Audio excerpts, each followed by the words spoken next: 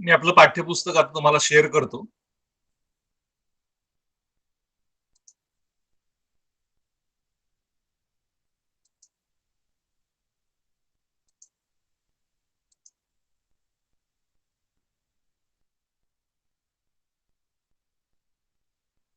Okay.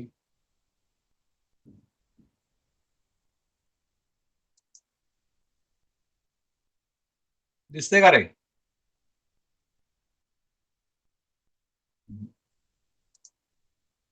नाही sir दिसत. 2 मिनिटं.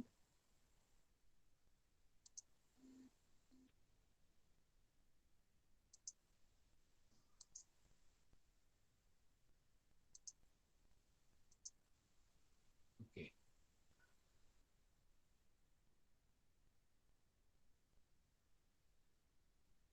हा, आता शेअर झालं ना?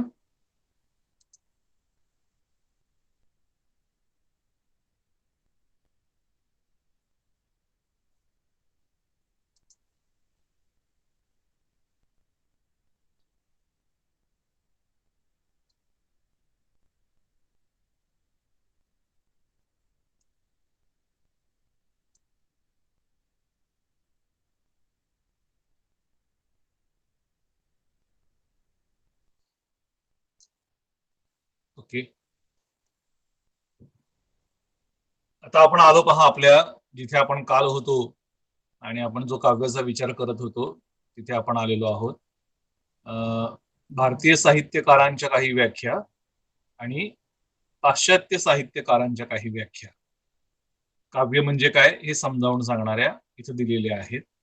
आता या व्याख्यांमध्ये एक महत्वाचा जो तुम्हाला लक्षात घेण्याची गोष्ट आहे किंवा फरक आहे दोन्ही पाश्चात्य आणि पौर्वात्य म्हणजे भारतीय व्याख्यांच्या संदर्भामधली, ती लक्षात घ्या की आपल्या ज्या भारतीय साहित्यकारांच्या व्याख्या आहेत त्याच्यामध्ये काव्य असं म्हणत असताना फक्त कविता नाही, फक्त पद्य नाही, सर्व साहित्य प्रकारांना उद्देशून काव्य हा शब्दप्रयोग वापरलेला आहे.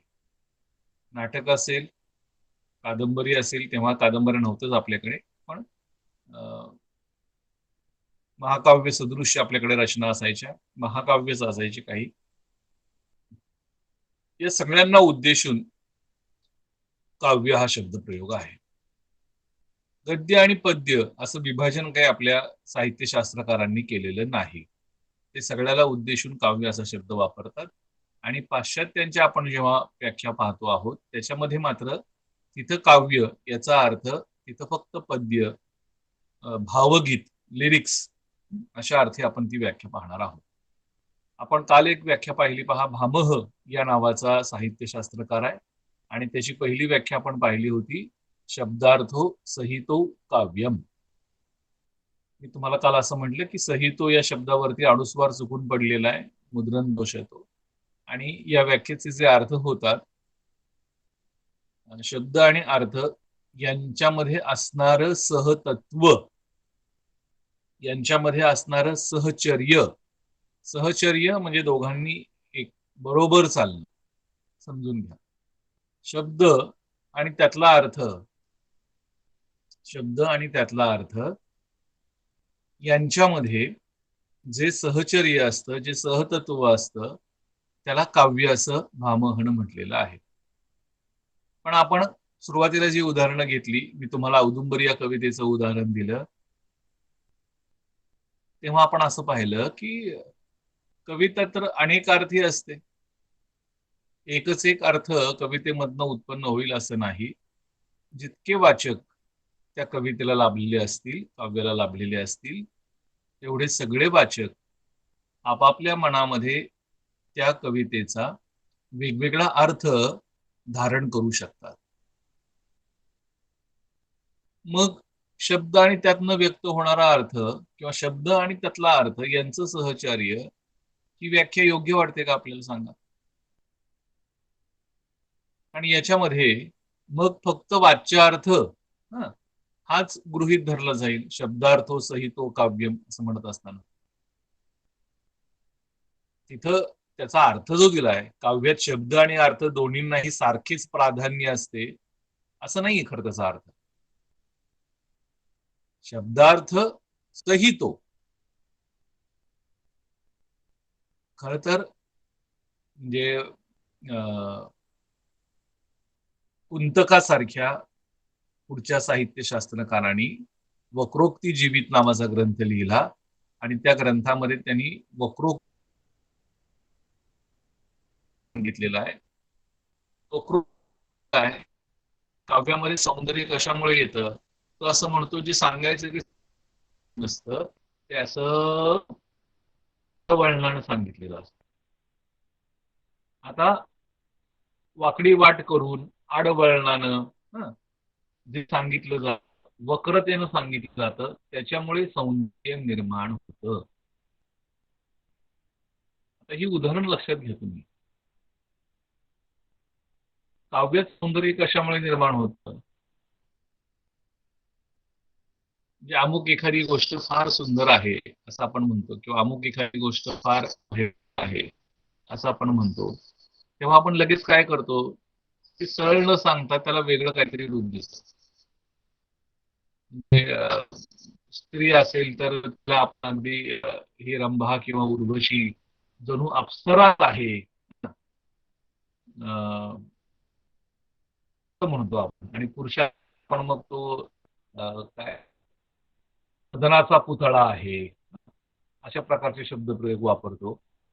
असं म्हणत असताना आपण सरळ नाही सांगत, आपण तिरकं होऊन सांगतो. कारण तसं सांगितल्याशिवाय त्याच्यातल्या सौंदर्याची, ते किती सुंदर आहे याची आपल्याला प्रचितीच येत नाही. आणि म्हणून मग साध्या चहाला सुद्धा अमृततुल्य असा शब्द वापरतात. पाहिलं असेल तुम्ही, चहाच्या दुकानांची नावं काय असतात, अमृततुल्य. आता त्याची कशी तुलना होईल. अमृत नावाचा एक काल्पनिक पेय पदार्थ आहे की जो पिल्यानंतर माणूस अमर होऊन जातो, तो मृत होत नाही, म्हणून अमृत.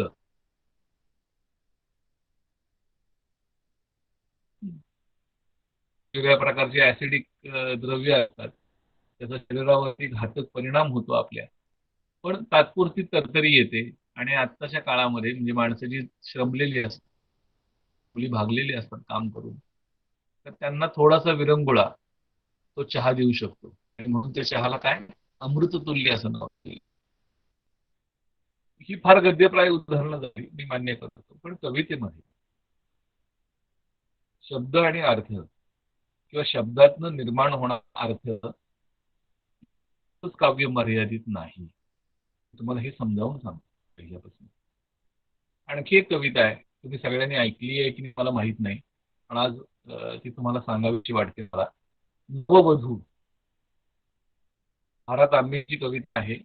नववधू प्रियामी मरते, लाजते पुढे सरते फिरते. ऐकली का ही कविता?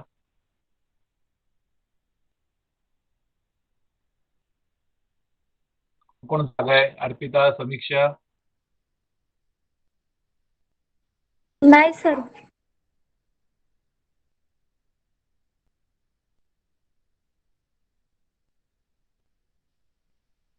कोणी नाही? सगळे झोपले?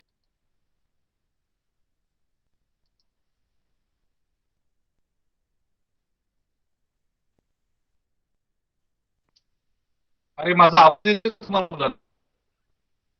काय रिस्पॉन्स नाही पुढे.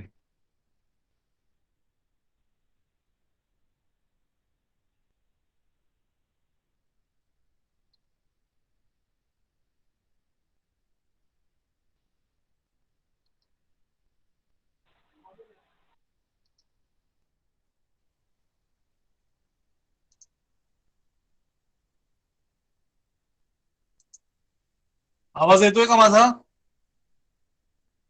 हो सर, हॅलो. येतोय सर. हो सर, येतो.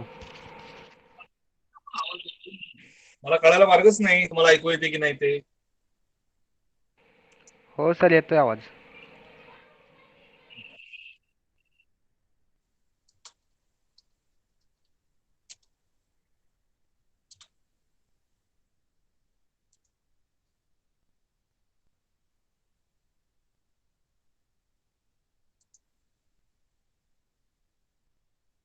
सगळ्यांना स्क्रीन दिसते मला वाटतं. बघा, नववधू प्रिया मी बावरते, लाजते पुढे सरते फिरते. पुढे सरते पुन्हा फिरते म्हणजे मागे फिरते. का? कारण ती नववधू आहे. आणि ती बावरलेली आहे आपल्या प्रियाच्या समोर जाताना. साहजिक आहे ना, लग्न झाल्यानंतर कुठलीही मुलगी, म्हणजे आता अलीकडचा काळ बदललेला आहे. अलीकडे लग्नाआधीच मुलं मुली एकत्र खूप फिरतात, लग्न ठरल्यानंतरही फिरतात, प्री वेडिंग फोटो सेशन्स वगैरे होतात. तुम्हाला जास्त माहिती असेल. आता आमचा काळ गेला, जुना झाला, पण आमच्या काळात असं नव्हतं. ही नवी नवरी जी आहे ती आपल्या या पतीपुढे, तिच्या प्रियापुढे पटकन जात नाही ना, लाजते त्याला. पुढे जाते पुन्हा मागं फिरते. कळे मला तू प्राण सखा जरी, कळे तूच आधार सुखा जरी, तुझ वाचुनी संसार फुका जरी, म्हण जवळ यावया गांधर्ते. मला येथला लागला लळा, सासरी निघता दाटतो गळा, बाग बगीचा येथला मळा, सोडिता कसे मन चरचरते. कुठल्याही मुलीची अशी अवस्था होणार आहे. लग्न झाल्यानंतर आपलं माहेरचं घर सोडून सासरी जायचंय. तिथे आपण खेळलो, बागडलो, लहानाचं मोठं झालो, त्या भावंडांमध्ये रमलो. त्या सगळ्यांना सोडून सासरी जाताना त्या मुलीला किती त्रास होत असेल, सगळा यात व्यक्त झालाय पहा. सासरी निघता दाटतो गळा. पण आपल्या त्या पतीकडे जाण्याची ओढ पण तिच्या मनामध्ये आहे. पुढे काय म्हणते पहा. जीव मणीचा मणी तळमळे, जीव मणीच्या मणी तळमळे, वाटे बंधन करुणी मोकळे, पळत निघावे तुझ जवळ पळे. पळे, पळ याचा अर्थ अगदी सेकंदाचा सुद्धा छोटा भाग.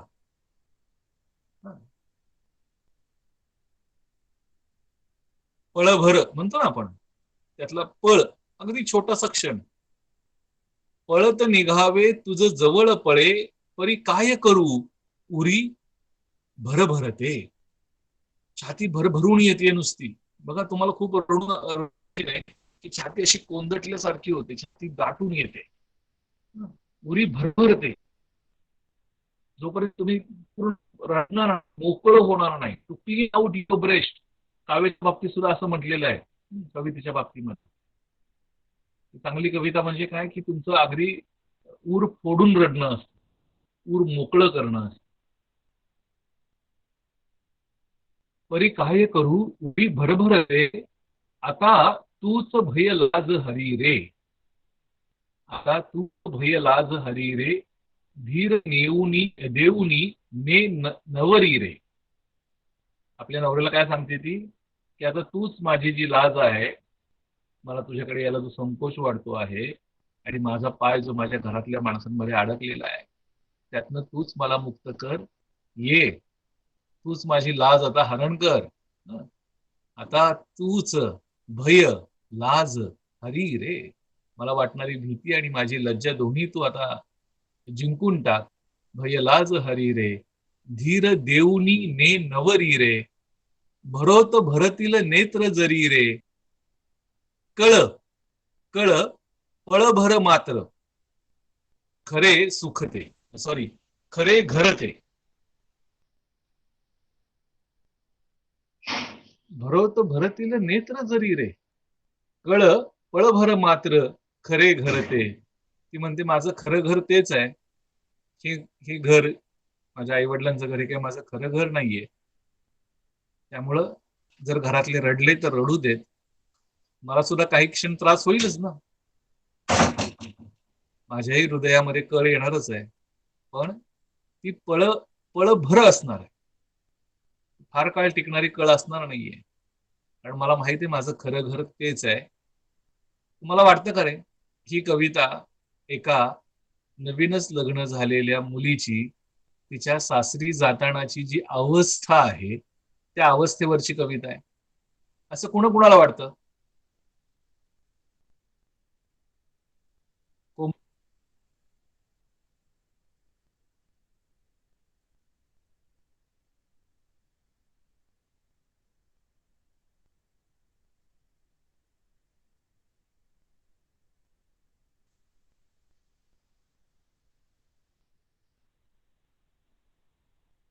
बोला. आता मी जी कविता वाचली, या कवितेचा आशय जसा मी तुम्हाला सांगितला त्या पद्धतीनं आहे असं कोणाला वाटलं?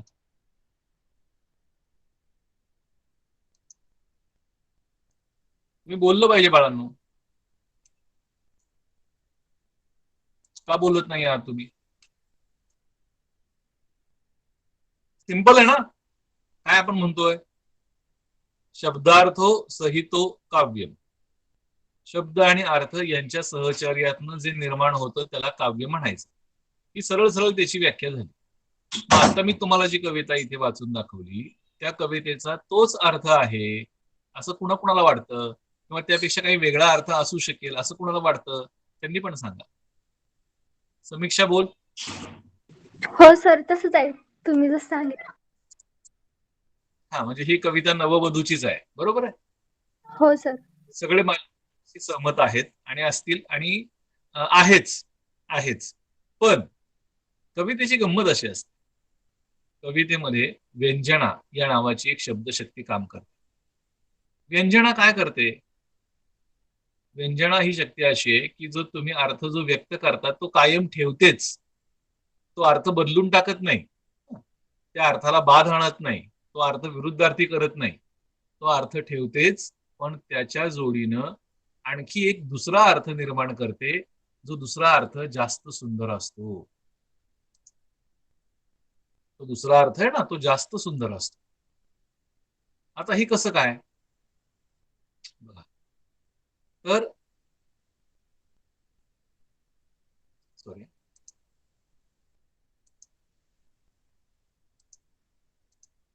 हे कशामुळे होऊ शकतं? आता मी तुम्हाला असं सांगितलं की नववधू प्रिया मी बावरते ही कविता नुसत्या नववधूची नाही, मरणशय्येवर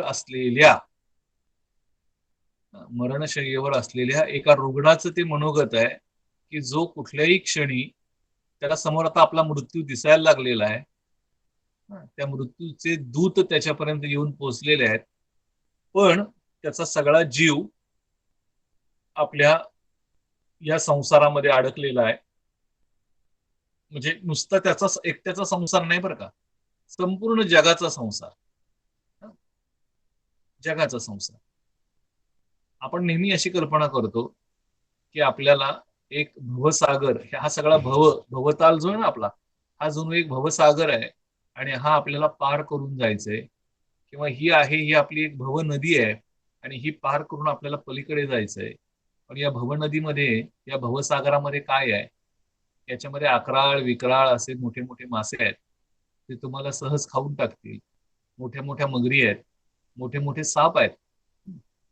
काम क्रोध लोभ मोह मद आणि मत्सर हे माणसाचे मुख्य शत्रू हे या भवनदीमध्ये आहेत आणि तुम्हाला ती क्रॉस करू देत नाहीत.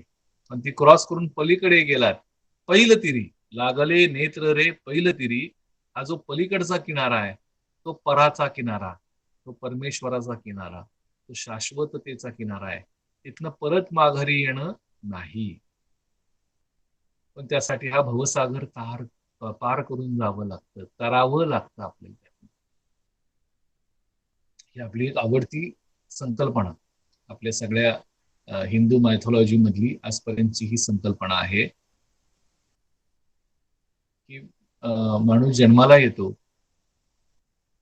त्याला माणसाचा जन्म मिळतो हा अनेक जन्मानंतर किंवा मागच्या अनेक जन्मांच्या पुण्यसंचयानंतर हा जन्म मिळतो. आणि या जन्मात त्याला समजतं की अरे आता आपण ही जन्म आणि मरणाची शृंखला तोडून जाऊ शकतो. मग काय करावं लागतं? ती शृंखला तोडण्यासाठी आपल्याला संपूर्णतः विरक्ती धारण करावी लागते, परमेश्वराचं चिंतन मनन ध्यान धारणा करावी लागते, किंवा पतंजलीनं सांगितलेले अष्टांग योग साधना करावी लागते. त्याच्यामध्ये खूप संप्रदाय आहेत, आपल्याला सगळ्या या गोष्टी माहीत आहेत. समाधी अवस्था, त्याच्यानंतर येणारी तुर्या अवस्था, कुंडलिनी जागृती, बऱ्याच गोष्टी आध्यात्मिक मार्गाने सांगितलेल्या आहेत. पण हे जरी खरं असलं,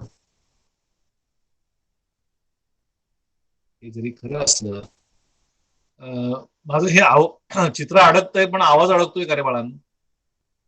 आवाज नाही अडकत सर. चित्र अडकतंय फक्त. हो. हो ना? तर मला असं ते चित्र अडकलेलं दिसतंय.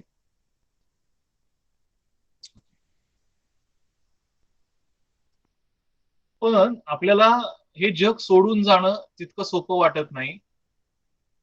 आपण या जगाशी संबंधित असतो, तिथं आपण काहीतरी नाव कमावलेलं असतं, तिथं आपले नातेसंबंध असतात, तिथलं सौंदर्य, तिथली संस्कृती या सगळ्यांनी आपल्याला जखडून ठेवलेलं असतं. आणि कितीही म्हटलं आपण की काही नाही, हे सगळं खोटं आहे, हा भास आहे, ब्रह्म सत्यम जगन मिथ्या, मला पलीकडच्या दुनियेत जायचंय, मला परमेश्वराच्या ठिकाणी जायचंय, मला परमेश्वर रूप व्हायचंय. पण ते तितकंस सोपं वाटत नाही. आणि मग त्या जीवाचे जे म्हणतो आपण प्राण आहेत ते सगळे त्याच्या भवतालामध्ये या भौतिक सृष्टीमध्ये अडकून राहतात. अशा अशा माणसाच्या मनोवृत्तीचं चित्रण नववधू प्रिया मी बावरते या कवितेमध्ये भा. रा. तांबेंनी केलेलं आहे. आता बघा, हा एक दुसरा अर्थ मी तुम्हाला सांगितला या कवितेचा.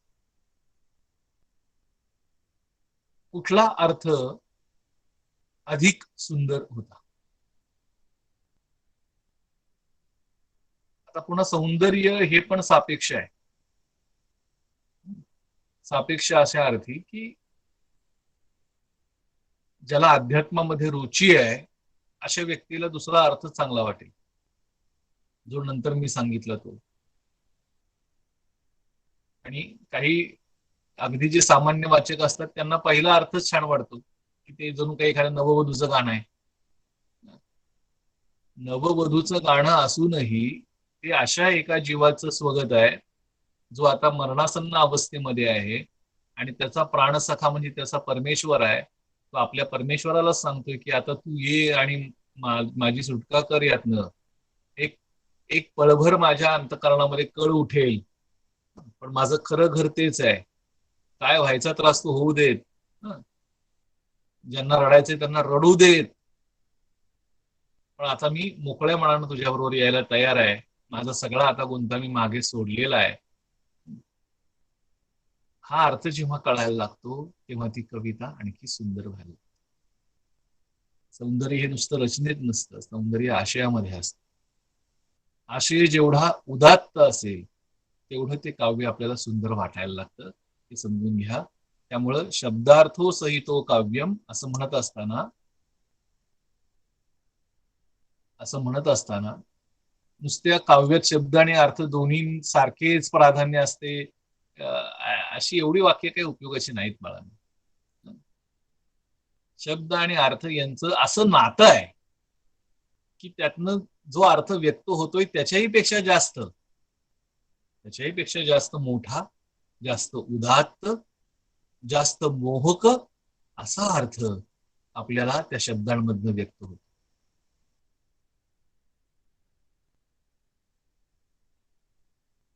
म्हणजे साधं कसा आहेस दोन शब्द, पण ते कोण उच्चारतं, कधी उच्चारतंय, कुठं उच्चारतंय, कुठल्या मनस्थितीमध्ये उच्चारतंय, त्याच्यावर त्या शब्दांचा आशय ठरतो. लक्षात घ्या.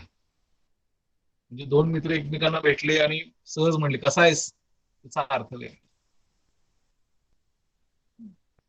आणि तुम्ही मित्राला पाहायला गेलात आणि तो अगदी आजारी आहे, बेडवरती झोपलेला आहे, मग तुम्ही त्याला विचारताय कसा आहेस, त्या तुमच्या विचारण्यामध्ये जी काळजी असणार आहे, जी आर्तता असणार आहे, शब्द तेच आहेत, तेवढेच आहेत, पण खूप अर्थ व्यक्त होतात त्यात. सोडून गेलेली एखादी प्रेयसी कालांतरानं भेटते आपल्या प्रियकराला आणि मग त्याला विचारते कसा आहेस, काय सांगेल तो, त्यातला अर्थ किती वेगळा असेल. पुन्हा विंदा करंदीकरांची कविता होती त्याच्यामुळे मला ते थोडंसं आठवलं तसं त्या पद्धतीचं. ठीक आहे, आपण पुढच्या व्याख्येकडे वळूयात. मला वाटतं ही सगळ्यांना व्याख्या कळली का भामहशी? शब्दार्थो सहितो काव्यम.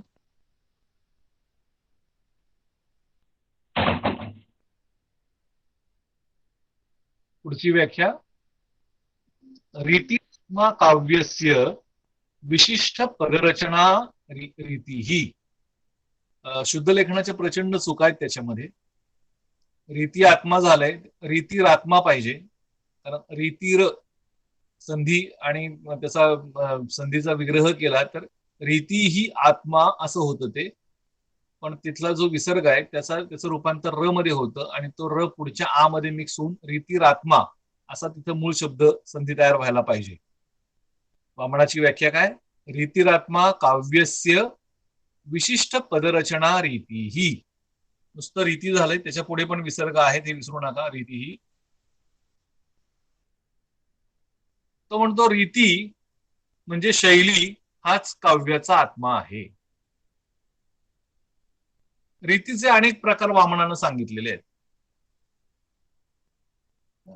पण मूळ रीती म्हणजे काय? विशिष्ट प्रकारची पदरचना.